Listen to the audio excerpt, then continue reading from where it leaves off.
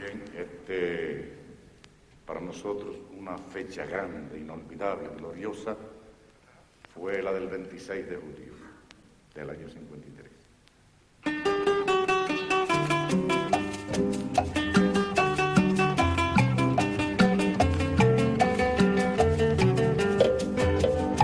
El Moncada nos mostró el camino a recorrer y desde aquel alto ejemplo para nosotros siempre es 26. Siempre es 26, siempre es 26, para nosotros siempre es 26.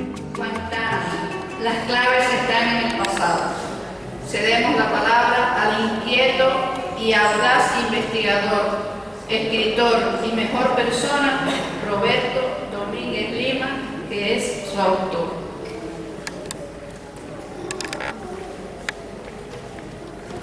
Permiso. Cuando él termine su exposición, los que escribimos o los artistas en general siempre piensan que la obra está terminada cuando el público da su valoración. Al final, cuando él termine, el público va a poder hablar, preguntar, ampliar, todo lo que usted quiera, hacerle preguntas al escritor. En definitiva, ustedes son el público y van a tener también esa oportunidad. Bueno, muchas gracias.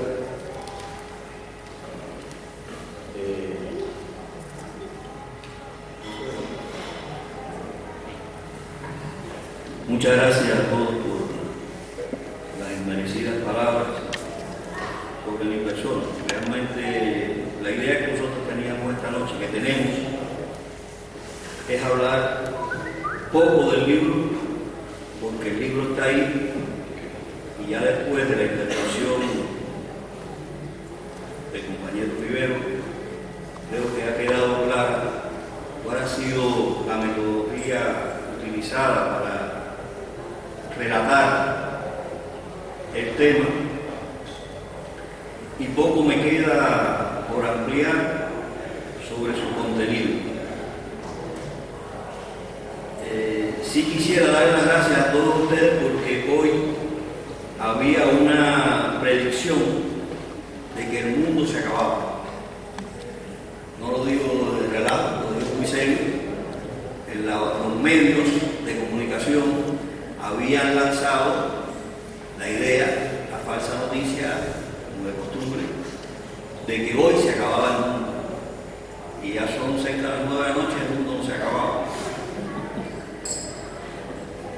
Hubo otra predicción hace muchísimos años, 1200 y tantos antes de Cristo, que lo hizo una persona que se llamó Juan, y este Juan de Jerusalén dijo en un libro que escribió sobre las predicciones del futuro, dijo que el año 1000 que sucede al año 2000, todo lo que se diga en un lugar será conocido en el mundo entero. Dicen algunos que estaba hablando de internet. La predicción de Juan de Jerusalén sí se hizo efecto. Y para los conocedores del tema de la información y la comunicación, y para algunos estudiosos y académicos como los que tenemos aquí esta noche, hay una cuestión en información vista desde el punto de vista filosófico de la unidad y lucha de contrarios sobre el tema de la información y la desinformación. Son dos aspectos de una misma unidad dialéctica. Pero las vías para la manipulación de la información,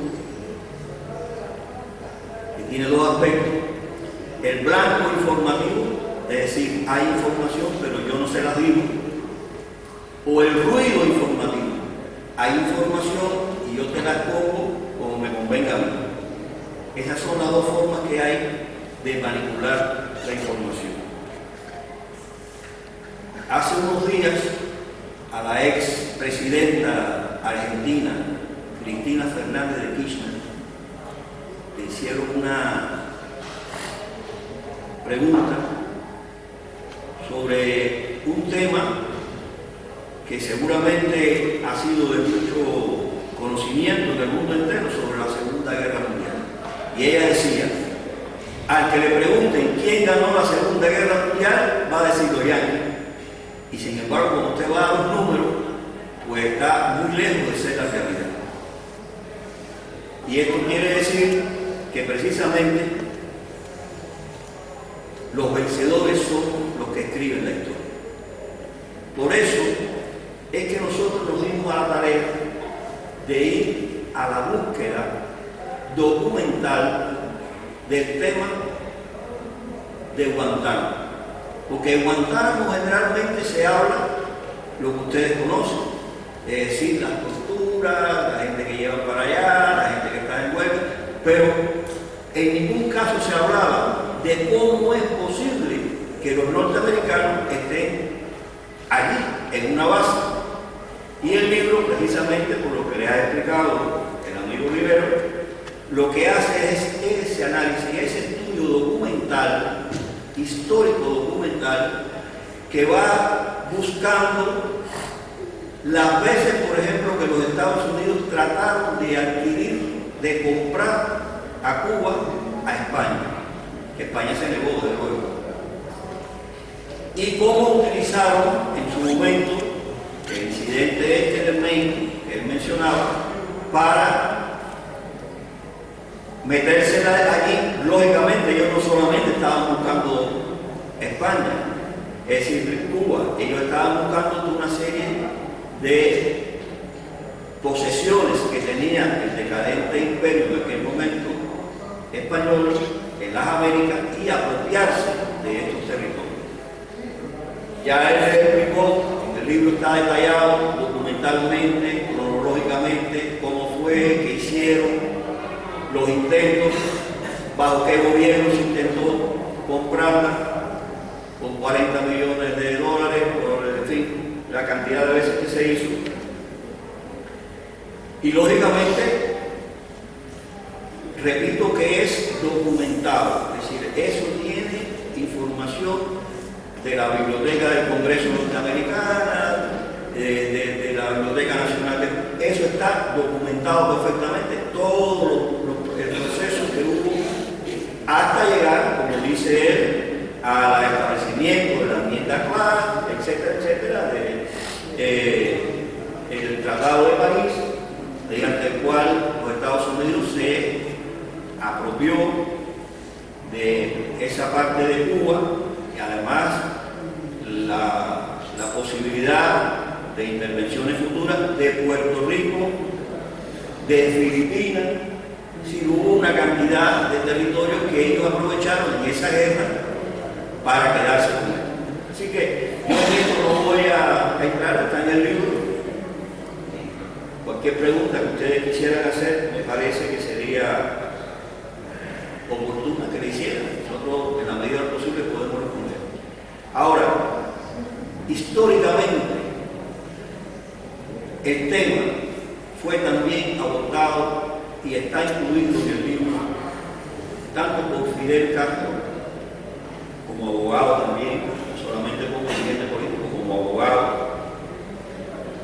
y por la directora de la Dirección Jurídica del Ministerio de Relaciones Exteriores de Cuba, que también hizo un estudio y lo presentó precisamente a ese comité de descolonización de la ONU. Ahí están todos los documentos, ahí están todas las cosas y todos los elementos que quieran ustedes buscar. Este libro nos lo han solicitado de los Estados Unidos porque ellos lo van a utilizar allá como material de consulta y de estudio. Le van a tratar de implementar algunos cursos ahí, porque ahí está la historia, está sacado de documentos, eso no está inventado por nadie. Ahora, estamos conmemorando una fiesta que es el Día de la Rebeldía Nacional de Cuba, que se conmemora el 26 de julio, e históricamente, recuerdo el primer 26 de julio, que se celebró en Cuba después de haber triunfado la revolución, que yo estaba allí. Yo estaba en la tribuna. Yo estaba en la tribuna, me acuerdo de eso. Yo era un muchachito, yo tenía 19 años. Y yo estaba en esa tribuna que se celebró en el Caney de las Mercedes. Yo era joven, había subido los 5 picos de arriba, me acuerdo que estaba con el comandante Joel Iglesias, que fue el comandante más joven que tenía la revolución, y me invitó porque íbamos a ver al jefe de la revolución para una tarea. Sí. No, voy a tratar de explicar lo que puedo explicar, si no me amplío demasiado. Los 5 picos era una tarea que nos habían dado a los jóvenes de subir la sierra al pico Turquino y a la Sierra Maestra, y yo era de los que le llamaban los instructores, fui maestro, instructor de una serie de muchachitos jóvenes que la tarea que tenían era subir a la Sierra Maestra, se subían 5 veces, por eso le decíamos los 5 picos. Pero bueno, realmente desde ese momento nosotros históricamente hemos visto que el 26 de junio también ha tenido una manifestación de carácter internacionalista. Es decir, siempre se ha hablado de Cuba en su papel internacionalista. Ya el amigo Rivero, que además dirige la red social integrada de derechos humanos, ha hablado de Puerto Rico y ha hablado de las personas que están ahí detenidas, Ana Belén Montes y Óscar López Rivera. Como que también todo el proceso de Guantánamo, de la guerra y demás, tuvo que ver con la apropiación del territorio puertorriqueño, y como que también hubo una destacada luchadora, una destacada patriota puertorriqueña, Lola Rodríguez de Guión, que hizo un poema que, para cerrar y antes que ustedes intervengan, quisiera leerles. Es de un libro que se llama Mi libro de Cuba. Tienen unas frases que son muy famosas en el mundo, pero que mucha gente no sabe de dónde provienen. Proviene de aquí, proviene de este libro que ella escribió. Y dice: vuestros dioses tutelares han de ser también los míos. Vuestras palmas, vuestros ríos repetirán mis cantares. Culto rindo a estos hogares donde ni estorbe ni aterra el duro brazo que cierra del hombre los horizontes. Yo cantaré en estos montes como cantaba en mi tierra.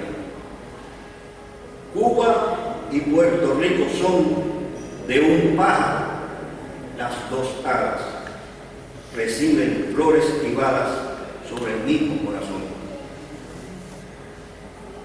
Qué mucho si en la ilusión que mil tintes arrebola, sueña la musa de Lola con ferviente fantasía de esta tierra y de la mía, hacer una patria sola. Le basta al ave una rama para formar blandos de lecho. Bajo su rústico techo es dichosa porque ama. Todo el que el amor se inflama, calma en breve su hondo anhelo. Y yo, plegando mi vuelo, como el ave en la enramada, canto feliz. Cuba amada, tu amada, tu campo y tu cielo. Muchas gracias.